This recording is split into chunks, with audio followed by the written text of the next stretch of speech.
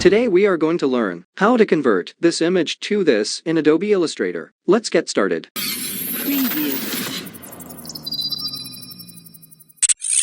Place the image in artboard. For that, click on Create New button. Then change its preset details to messy, width to 1280 pixels, and height to 720 pixels. Change its alignment to horizontal. And click Create button. Then press Shift plus F7 to open Align tab. After that, go to File menu. Click Place. And place the image into the artboard.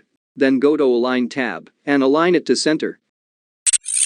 Click one option. After that, go to Object menu. Click Image Trace. And click Make.